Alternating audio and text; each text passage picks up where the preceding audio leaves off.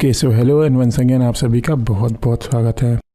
तो दोस्तों, इससे पहले क्लास में हम लोगों ने भाग 5 यानी कि संघ के बारे में पढ़ा था, जहां पर हम लोगों ने संघ की कार्यपालिका, संघ की विधायिका और संघ की न्यायपालिका के बारे में काफ़ी डिटेल में पढ़ा और समझा था।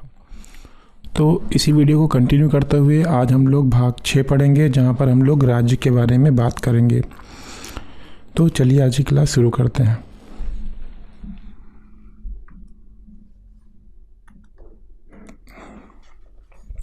ओके, तो राज्य को पढ़ने से पहले सबसे पहले तो मैं आप लोगों को ये बता दूं कि जो कंडीशन केंद्र में प्रधानमंत्री की है वो कंडीशन राज्य में मुख्यमंत्री की है। और जैसे हम लोगों ने केंद्र में राष्ट्रपति के बारे में पढ़ा था, उसी से मिलते जुलते प्रावधान जो हैं वो राज्य में राज्यपाल के लिए किए गए हैं। और जो न्यायपालिका है वहाँ पर हाई कोर्ट देखी थी, और यहाँ पर हम लोग उच्च न्यायालय देखेंगे, क्योंकि जो राज्य की सर्वोच्च न्यायालय है यानी कि जो सबसे ऊपरी न्यायालय है वो है उच्च न्यायालय, और जो सर्वोच्च न्यायालय है वो ओवरऑल पूरे देश की सबसे बड़ी संस्था है न्यायपालिका की।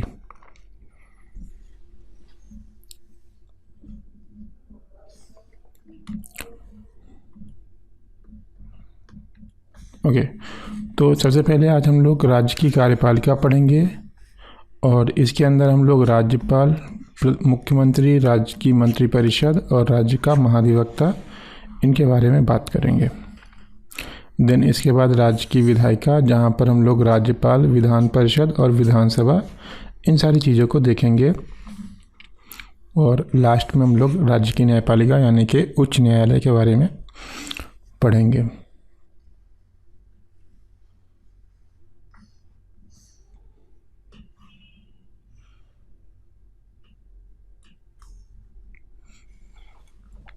तो राज्यपाल के अंदर हम लोग क्या क्या देखने वाले हैं। सबसे पहले तो राज्यपाल से संबंधित कुछ प्रावधान हैं उनको देखेंगे।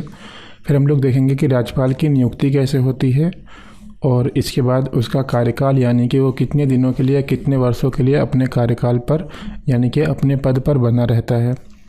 इसके बाद राज्यपाल पद के लिए क्या क्या योग्यताएँ होंगी वो सारी चीज़ें देखेंगे। राज्यपाल का वेतन, राज्यपाल का शपथ और राज्यपाल की शक्तियाँ क्या होती हैं, इनके बारे में बात करेंगे। अब सबसे पहले हम लोग देखेंगे कि राज्यपाल से संबंधित जो प्रमुख प्रावधान है वो क्या क्या हैं। ठीक है, तो राज्यपाल से संबंधित जो प्रमुख प्रावधान हैं वो जानने से पहले सबसे पहले तो हम ये देख लेते हैं कि राज्यपाल आखिर होता क्या है। तो जिस तरह से केंद्र में एक राष्ट्रपति होता है, उसी प्रकार से राज्य में एक राज्यपाल होता है। लेकिन जो केंद्र में राष्ट्रपति होता है उसका निर्वाचन की एक प्रक्रिया डिसाइड की गई है, और उस प्रक्रिया के द्वारा उस राष्ट्रपति को चुना जाता है। लेकिन राज्य में राज्य के पास ऐसी कोई शक्ति नहीं है कि वो अपने मर्जी से किसी भी व्यक्ति को राज्यपाल नियुक्त कर सके। तो जो राज्यपाल होता है वो राष्ट्रपति यानी कि केंद्र के द्वारा निर्धारित किया जाता है, और केंद्र जो है डिसाइड करती है कि कौन सा व्यक्ति किस राज्य का राज्यपाल बनेगा। तो सबसे पहले देख लेते हैं, राज्यपाल राज्य में केंद्र सरकार के प्रतिनिधि के रूप में कार्य करता है। और प्रतिनिधि इसलिए कहा जाता है क्योंकि जो राज्यपाल है उसको केंद्र सरकार यानी कि राष्ट्रपति नियुक्त करता है, इसलिए उसको केंद्र सरकार का एक प्रतिनिधि के रूप में माना जाता है। इसके अलावा राज्यपाल का संवैधानिक प्रमुख यानी कि जो राज्यपाल है वो राज्य का संवैधानिक प्रमुख होगा, या फिर इसको आप संवैधानिक मुखिया भी बोल सकते हैं। ऐसा इसलिए क्योंकि जो संविधान है वो राज्य में सबसे सर्वोच्च जो है वो राज्यपाल को बनाता है, लेकिन जो वास्तविक रूप से है वो मुख्यमंत्री ही सबसे सर्वोच्च होता है, क्योंकि राज्यपाल भी जो है वो मुख्यमंत्री और उसकी मंत्रिपरिषद की सलाह पर ही कार्य करता है, ना कि वो अपनी मर्जी से कोई भी कानून बना सकता है। क्योंकि अगर राज्य में कोई भी कानून बनाना है तो उसके लिए मंत्रिपरिषद सिफारिश करेगी, उसके बाद राज्यपाल उस पर अपने हस्ताक्षर करके उसको कानून का रूप देता है।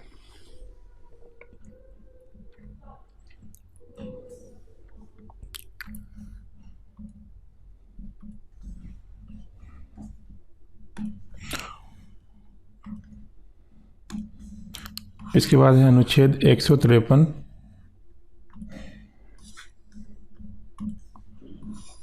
अनुच्छेद 153 और इसमें बताया गया है कि जो राज्यपाल है वो प्रत्येक राज्य के लिए एक नियुक्त किया जाएगा, यानी कि प्रत्येक राज्य का एक राज्यपाल होगा।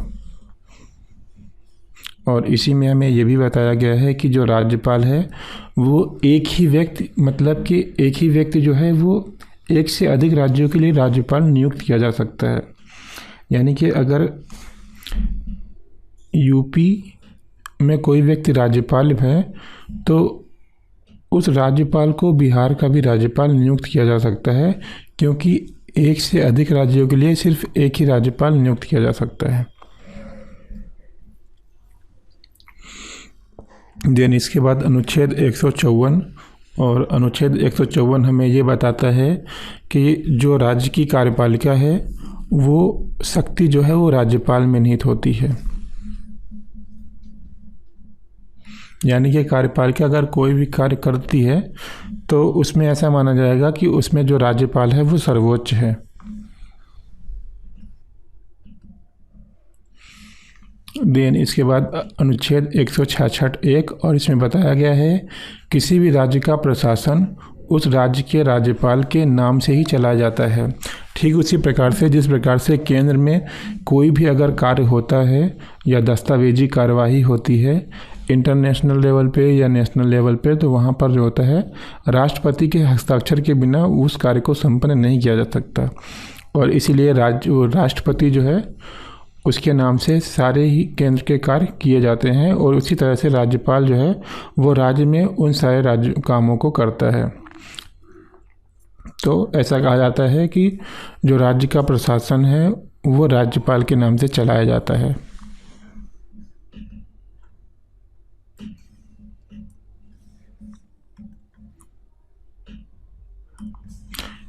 इसके बाद राज्यपाल की नियुक्ति। तो राज्यपाल की नियुक्ति संबंधी जो प्रावधान है वो संविधान में हमें अनुच्छेद 155 में देखने को मिलता है। और अनुच्छेद 155 कहता है कि राज्यपाल की नियुक्ति राष्ट्रपति द्वारा केंद्रीय मंत्रिपरिषद के द्वारा दी गई सलाह के आधार पर किया जाता है।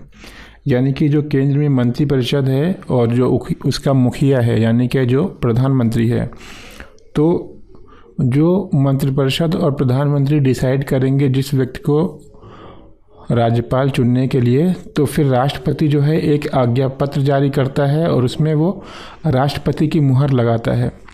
तो इस प्रकार से वो जो व्यक्ति होता है वो किसी भी राज्य के लिए राज्यपाल चुन लिया जाता है। यानी कि इसमें राष्ट्रपति के अलावा मंत्रिपरिषद और प्रधानमंत्री की भी अहम भूमिका होती है। इसका मतलब ये है कि राष्ट्रपति ना तो अपनी इच्छा से किसी व्यक्ति को राज्यपाल नियुक्त कर सकता है और ना ही राज्य, यानी कि कोई भी राज्य अपनी मर्जी से अपने राज्य के लिए राज्यपाल नियुक्त नहीं कर सकता। ये अधिकार सिर्फ और सिर्फ केंद्र के पास है। ओके, तो यहाँ पर एक डायग्राम बनाया मैंने। तो जो मंत्रिपरिषद है वो राष्ट्रपति को एक तरह से सलाह देती है कि आप इस व्यक्ति को राज्यपाल नियुक्त करो। ठीक है, तो यहाँ पर राज्यपाल कौन होगा ये डिसाइड करने वाली जो मेन संस्था है वो मंत्रिपरिषद और इसका मुखिया है, और राष्ट्रपति जो है वो सिर्फ और सिर्फ हस्ताक्षर करने के काम में आता है।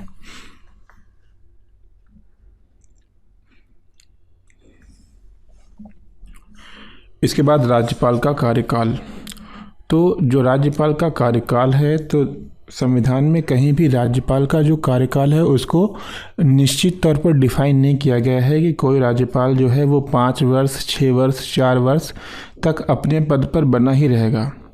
लेकिन इसको ऐसा मान लिया जाता है कि राज्यपाल का कार्यकाल जो है वो 5 वर्ष है, लेकिन वास्तविकता में संविधान में ऐसा कहीं भी वर्णन नहीं किया गया है। हाँ, लेकिन जो एक चीज़ ये निर्धारित है कि जो राज्यपाल है वो राष्ट्रपति जब तक किसी व्यक्ति को राज्यपाल नियुक्त नहीं करेगा तब तक वो राज्यपाल नहीं बनेगा, और जब तक राष्ट्रपति जो है वो एक सूचना जारी करके ये नहीं बोल देता कि ये राज्यपाल जो है इसको अपने पद से हटा दिया गया है, तब तक वो अपने पद से हट नहीं सकता।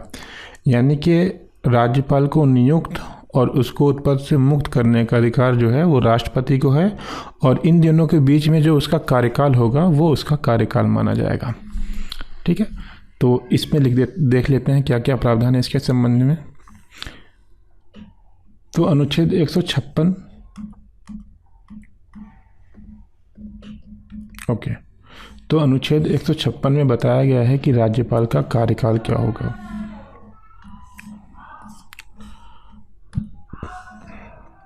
इसमें सबसे पहले बताया गया है कि 5 वर्ष, यानी कि जो राज्यपाल का कार्यकाल है वो व्यवहारिक रूप से 5 वर्ष माना गया है, लेकिन संविधान में ऐसा कहीं भी नहीं लिखा गया है।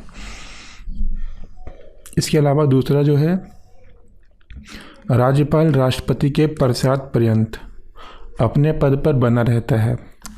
यानी कि प्रसाद पर्यंत का मतलब क्या है? ओके, प्रसाद पर्यंत का मतलब ये है कि राष्ट्रपति जब तक उसको सूचना जारी करके या एक आज्ञा पत्र जारी करके उसको अपने पद से नहीं हटाता, तब तक के लिए राज्यपाल अपने पद पर बना रहेगा। इसके बाद है, राज्यपाल की अनुपस्थिति में उच्च न्यायालय का न्यायाधीश राज्यपाल का कार्य करता है। यानी कि अगर राज्यपाल किन्हीं भी कारणों से अगर वो अपने पद पर उपस्थित नहीं है या वो छुट्टी पर है, तो उस वक्त तक जो उसका कार्य होगा वो जो हाई कोर्ट है उसका न्यायाधीश कार्य करेगा। और अगर वो हाई कोर्ट का न्यायाधीश भी उपस्थित नहीं है तो फिर इसकी जगह पर जो हाई कोर्ट में उस न्यायाधीश के बाद दूसरा सबसे मोस्ट सीनियर जज होगा वो उसकी जगह पर कार्य करेगा। इसके बाद है, राज्यपाल तब तक अपने पद पर बना रहता है जब तक नए राज्यपाल की नियुक्ति नहीं हो जाती। तो अगर राज्यपाल का कार्यकाल पूरा हो गया, मान लीजिए कि राज्यपाल पिछले 5 वर्षों से अपने पद पर है, लेकिन फिर भी अभी तक उसको उसके पद से नहीं हटाया गया है, और ऐसा संभव भी नहीं है क्योंकि जब तक नया राज्यपाल नहीं आ जाता तब तक वो जो राज्यपाल है, यानी कि जो पहले राज्यपाल था, वही अपने पद पर बना रहेगा। क्योंकि राज्यपाल का पद एक ऐसा पद है जिसे रिक्त नहीं रखा जा सकता। क्योंकि अगर जो राज्य सरकार है वो कोई भी कानून बनाती है तो वो बिना राज्यपाल के संभव नहीं है। साथ ही और भी बहुत ऐसे कार्य होते हैं जिनमें राज्यपाल की सिग्नेचर की आवश्यकता होती है, और इसीलिए इस पद को कभी भी खाली नहीं रखा जा सकता। भले ही इस पे पुराना जो राज्यपाल है वो 5 वर्ष की सीमा पार कर दे, तब भी उसको उसके पद से नहीं हटाया जा सकता। और इसीलिए बोला जाता है कि जो राज्यपाल है उसका कार्यकाल जो है वो निर्धारित नहीं है कि 5 वर्ष तक उसका कार्यकाल रहेगा ही।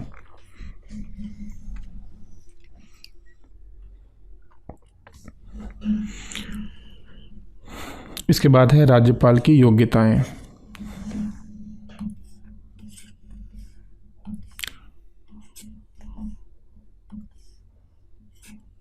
तो राज्यपाल की योग्यताओं के संबंध में क्या प्रावधान है, तो इसमें बताया गया है अनुच्छेद 157 में, और इसमें बताया गया है कि राज्यपाल की योग्यता क्या क्या होगी।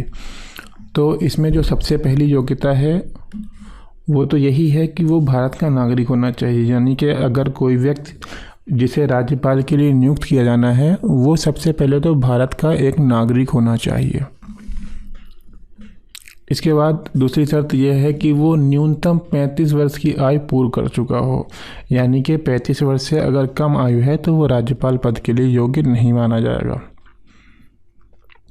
इसके अलावा विधानसभा का सदस्य बनने की योग्यता रखता हो।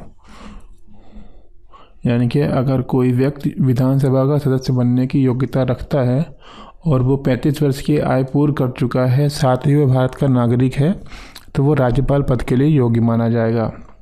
और साथ ही इसमें एक शर्त ये भी है कि वो भारत सरकार के अधीन या राज्य सरकार के अधीन किसी भी लाभ के पद पर ना हो।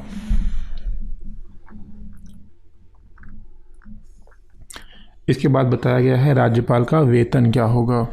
तो जो राज्यपाल का वेतन है वो कहीं भी डिफाइन नहीं किया गया है या उसकी राशि नहीं बताई गई है कि राज्यपाल को इतने रुपए पर मंथ या साल में इतने रुपए मिलेंगे, बल्कि जो राज्यपाल का वेतन है वो राष्ट्रपति निर्धारित करता है, और जो राष्ट्रपति निर्धारित करेगा वही उसका वेतन माना जाएगा।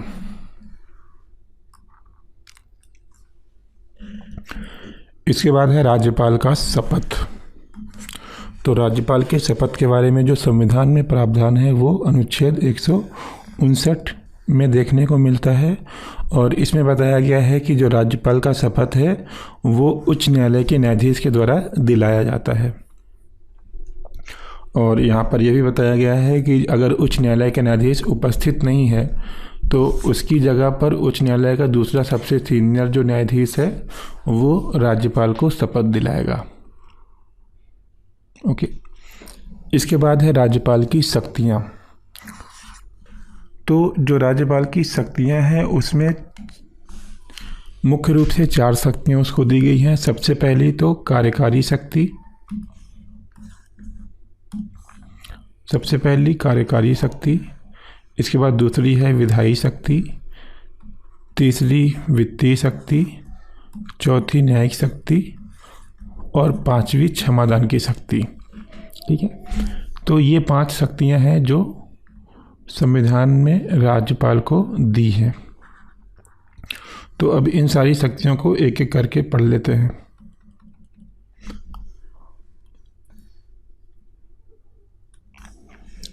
सबसे पहले कार्यकारी शक्ति। कार्यकारी शक्ति के अंतर्गत देखिए सबसे पहली चीज़ जो है वो ये है कि राज्य की समस्त कार्यपालिका शक्ति जो है वो राज्यपाल में निहित होगी। इससे पहले भी हम लोग ये चीज़ पढ़ चुके हैं कि जो राज्य की कार्यपालिका शक्ति है वो राज्यपाल में ही निहित होती है और जो राज्य का प्रशासन होता है वो राज्यपाल के नाम से चलाया जाता है। तो ये जो शक्तियाँ हैं दोनों जो हैं राज्यपाल की कार्यकारी शक्ति के अंतर्गत आ जाएगी। पहली ये कि जो राज्य की कार्यपालिका शक्ति है वो राज्यपाल में निहित होंगी और दूसरी ये कि राज्य का जो प्रशासन है वो राज्यपाल के नाम से चलाया जाएगा।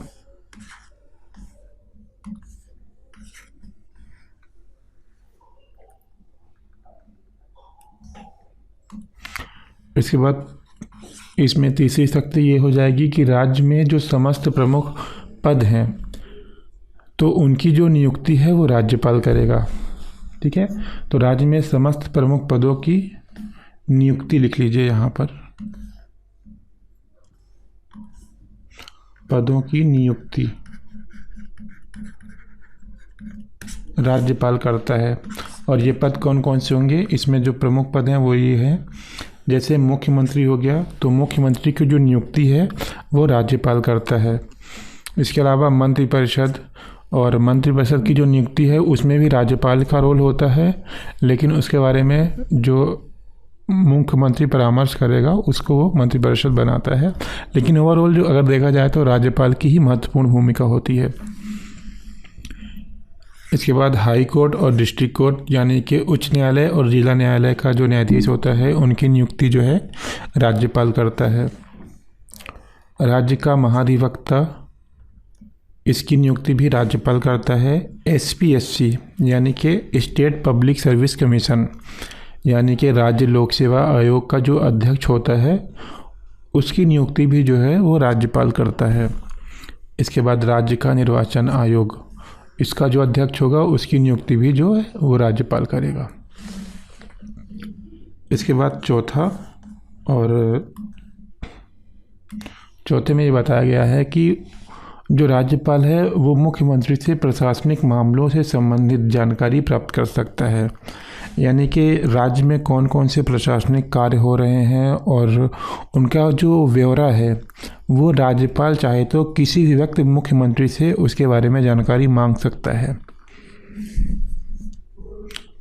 तो ये शक्तियाँ जो हैं राज्यपाल की कार्यकारी शक्ति के अंतर्गत आएंगी।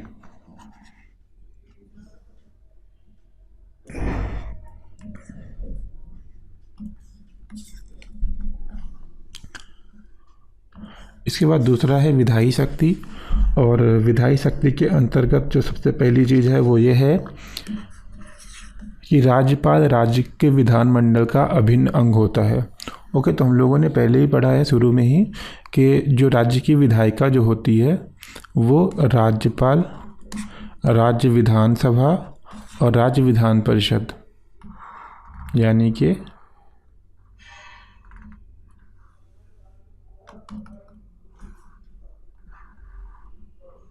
ये चीज़। तो राज्य की जो विधायिका है वो राज्यपाल, विधान परिषद और विधानसभा से मिलकर बना हुआ है। इसमें जो विधान परिषद है वो उच्च सदन कहलाता है और जो विधानसभा है वो निम्न सदन कहलाता है।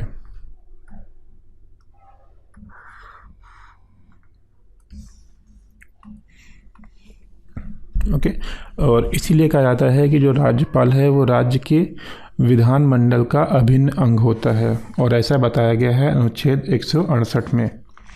इसके बाद दूसरा है, विधानसभा का सत्र आहूत एवं विघटन करने की शक्ति राज्यपाल को प्राप्त है।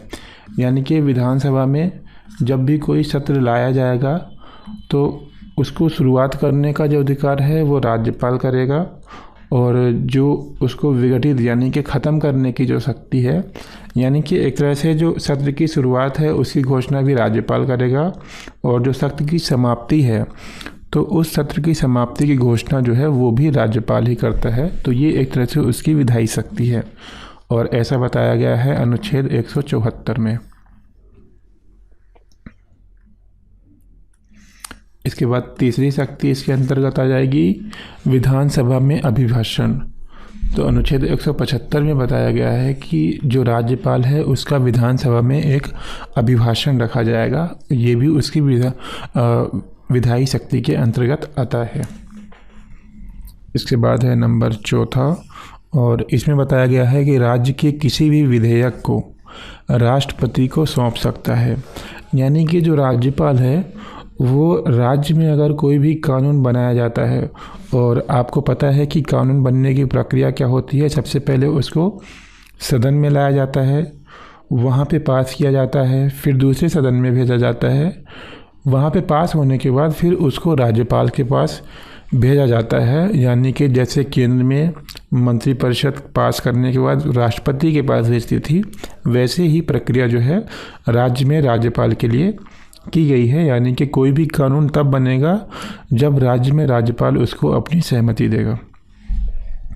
तो अगर राज्य जो है, राज्य की जो मंत्रिमंडल है या मंत्रिपरिषद है, वो कोई भी विधेयक राज्यपाल के पास भेजती है, तो राज्यपाल के पास ये अधिकार है कि या तो वो उस पर सहमति दे दे या सहमति रोक दे, या तो फिर क्या करे, वो उसको राष्ट्रपति को सौंप सकता है। यानी कि उसके पास ये शक्ति है कि अगर उसको लगता है कि ये जो है इस पर केंद्र के बारे में, मतलब केंद्र का विचार किया जाना चाहिए इस विषय के बारे में, तो वो अगर राज्यपाल को ऐसा लग जाता है तो राज्यपाल जो है उसको राष्ट्रपति के लिए अपने पास रख लेता है, और फिर वो राष्ट्रपति को सौंपता है। तो फिर राष्ट्रपति जो है उसके बारे में गहन अध्ययन करती है, और उसको अध्ययन करने के बाद वो निर्धारित करती है कि ये जो विधेयक बनाया गया है ये पास किया जाना चाहिए या फिर उसको केंद्र में पास कराया जाना चाहिए। और अगर केंद्र जो है उस विधेयक पर सहमति दे देती है तो फिर वो जो कानून है वो मान लिया जाता है, अन्यथा वो रद्द कर दिया जाता है। इसके बाद इसी में पांचवी शक्ति है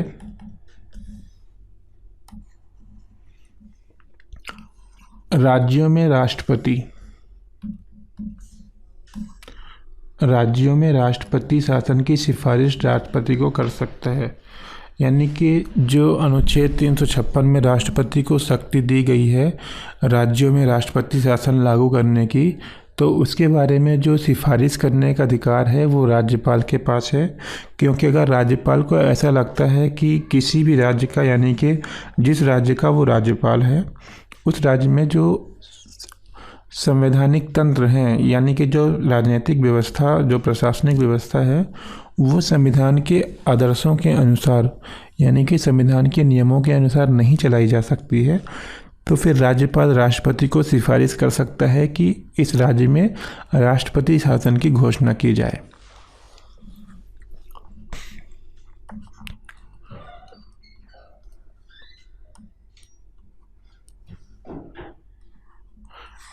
इसके बाद छठा, राज्यपाल की अध्यादेश जारी करने की शक्ति। तो जिस प्रकार से केंद्र में राष्ट्रपति के पास अध्यादेश जारी करने की शक्ति है, उसी प्रकार से राज्य में राज्यपाल के पास भी वो शक्तियाँ प्राप्त हैं, और ऐसा बताया गया है अनुच्छेद 213 में। और ये राज्यपाल सिर्फ तभी कर सकता है जब सत्र चालू ना हो, जैसा कि हम लोगों ने राष्ट्रपति के बारे में पढ़ा था। तो अध्यादेश से संबंधित जो भी प्रावधान है वो राष्ट्रपति और राज्यपाल के दोनों सेम टू सेम हैं।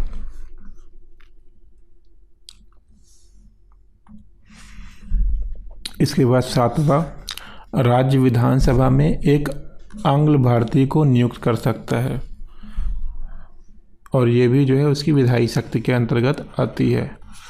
8वां है, विधान परिषद में 1/6 सदस्यों को मनोनीत कर सकता है, यानी कि विधान परिषद की जितनी भी जनसंख्या होगी या जितनी भी संख्या होगी उसका जो 1/6 संख्या होगी उनको मनोनीत करने का अधिकार जो है वो राज्यपाल के पास है।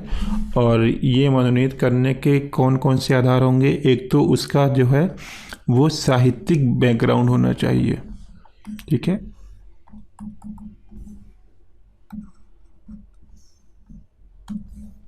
साहित्य के क्षेत्र से हो, विज्ञान के क्षेत्र से हो, कला और समाज सेवा के क्षेत्र से होना चाहिए। तो ऐसे लोगों को जो राज्यपाल है वो राज्य में मनोनीत कर सकता है।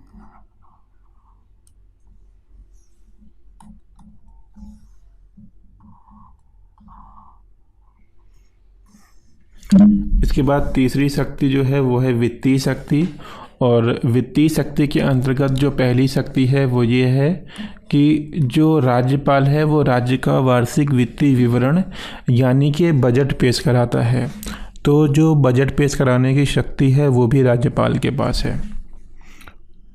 इसके बाद दूसरा, किसी भी धन विधेयक को राज्यपाल की सहमति के पश्चात ही विधानसभा में पेश किया जाता है। यानी कि कोई भी जो विधेयक है, और अगर वो धन विधेयक है तो सबसे पहले उस पर राज्यपाल की सहमति लेना पड़ेगी। जैसे केंद्र में किसी भी धन विधेयक को पास कराने के लिए उस पर राष्ट्रपति की सहमति आवश्यक थी, उसी प्रकार से राज्य में राज्यपाल की सहमति भी आवश्यक है। इसके बाद तीसरा, राज्य विधानसभा में अनुदानों की मांग राज्यपाल की अनुमति से की जाती है। अनुदान क्या है हम लोग पहले ही बात कर चुके हैं। इसके बाद चौथा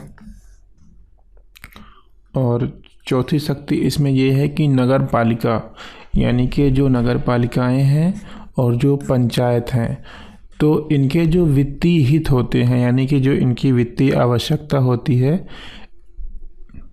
तो इसको पूरा करने के लिए इसमें ये निर्धारित किया गया है कि प्रत्येक 5 वर्षों में एक वित्त आयोग का गठन किया जाएगा। यानी कि राज्यपाल के पास ये शक्ति है कि नगर पालिकाओं एवं पंचायतों के वित्तीय हितों हेतु प्रत्येक 5 वर्ष में वित्त आयोग का गठन कर सकता है, और ये शक्ति जो है वो राज्यपाल के पास है।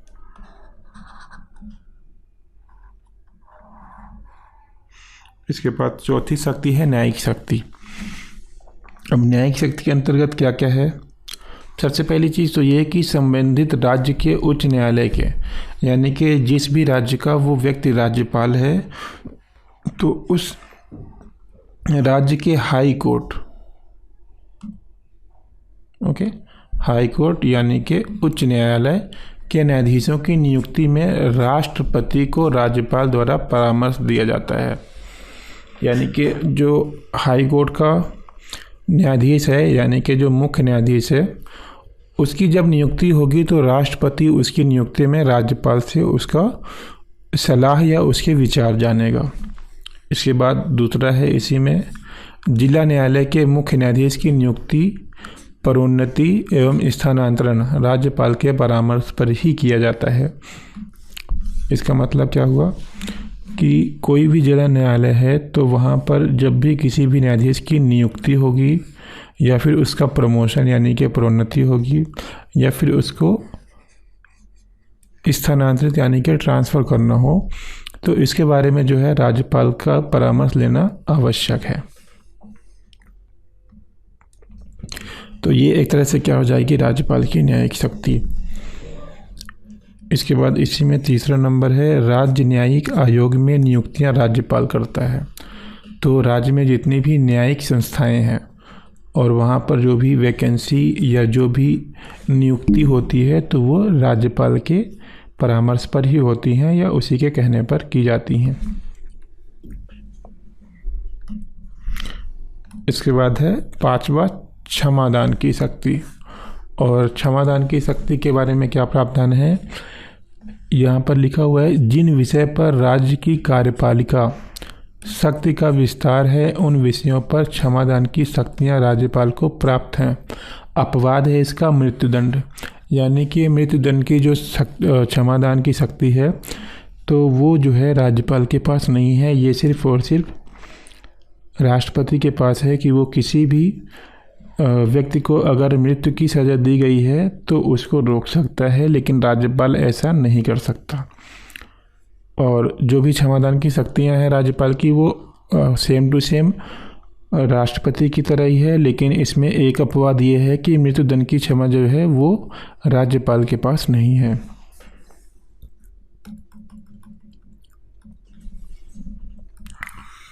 तो ये था राज्यपाल के बारे में। तो इस क्लास में सिर्फ हम लोग राज्यपाल के बारे में ही पढ़ेंगे और अगली क्लास में हम लोग मुख्यमंत्री और राज्य की मंत्रिपरिषद तथा राज्य का महाधिवक्ता इन तीनों चीज़ों के बारे में बात करेंगे और एक एक करके इन सबको पढ़ेंगे और समझेंगे।